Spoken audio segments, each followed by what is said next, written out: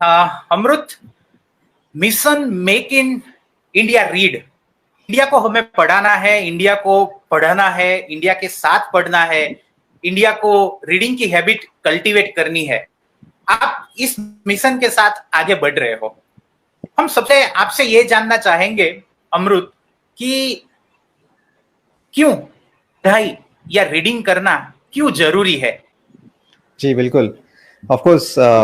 सबसे बड़ा क्वेश्चन यही है कि why mission make India read. पहले तो ये मिशन है, it's not a business. Mission word ये शब्द मैंने स्वामी विवेकानंद जी से लिया। वो भी मिशन पे थे, वेदांत फिलोसॉफी को पूरी दुनिया में फैलने के मिशन पे थे वो। वैसे ही मैं भी एक मिशन पे हूँ, मिशन मेक इंडिया रीड। मुझे भी किसी और बच्चे की तरह बचपन से बुक्स का शौक बिल्कुल नहीं था।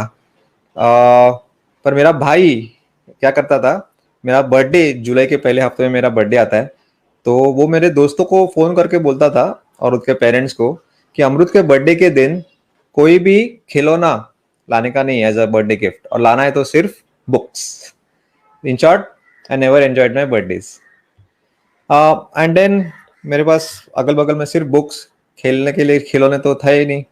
और फिर Harry Potter, Tenaliraman, Arabian Nights, Akbar Birbal, Vikram Betal, Alice in Wonderland, Sherlock Holmes, Rabindranath की कहानियाँ, रविंद्रनाथ टैगोर की कहानियाँ, ये सब पढ़ने लगा।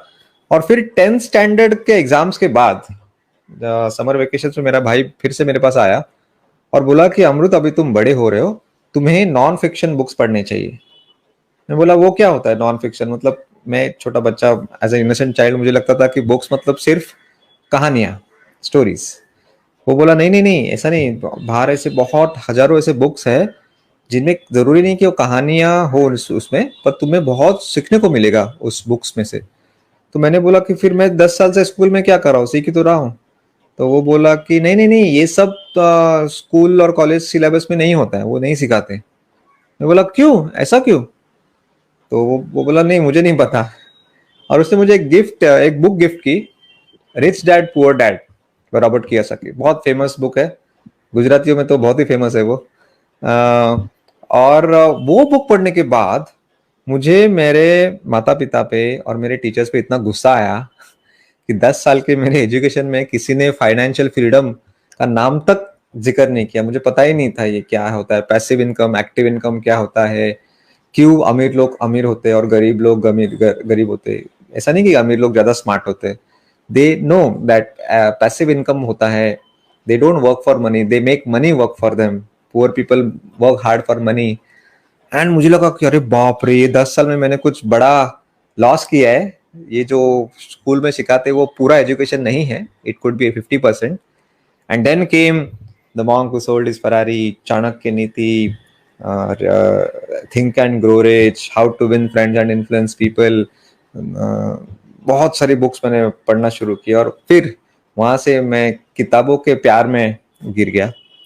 और क्यों बुक्स पढ़ने चाहिए, मेरे मिशन का जो व्हाई, क्यों मिशन मेक इंडिया रीड, तो देखिए मेरा एक बहुत ही स्ट्रॉन्ग विश्वास है जो मैं अंग्रेजी में बोलना चाहूंगा, और वो मेरा मोटो है, वो मेरे जिंदगी का मकसद है कि if I am not reading, I am not changing, and if I am not changing, I am not growing. And because of this strong belief, I have a burning desire to cultivate the habit of reading amongst the youth of India, and hence Mission Make India Read. और एक दफा मैंने पढ़ा था एक book में कि what is the difference between a person who doesn't read and who can't read. Who doesn't read मतलब who can read but chooses not to read, मतलब हम जैसे लोग जो पढ़ना लिखना आता है हम में, और उसमें क्या फर्क है जिसको पढ़ना लिखना आता ही नहीं, जो अंगूठा छाप है। राइट अगर हम पढ़ना जानते हैं फिर भी नहीं पढ़ रहे तो हम में और उसमें कुछ भी फर्क नहीं। And I felt like a tight slap on my face. बाप रे, ये तो बहुत बड़ी बात है। और तभी से I fell in love with books. Book से ज्यादा I stand for reading habit, क्योंकि बुक्स और रीडिंग हैबिट में फर्क है, both are not synonymous. Books है मतलब पढ़ लिया ऐसा नहीं है, इट्स लाइक घर में डंबल्स है और डंबल्स को उठाना दो अलग चीजें हैं। वैसे ही घर में बुक्स होना और बुक्स को पढ़ना अलग चीज है। And I stand for reading habit.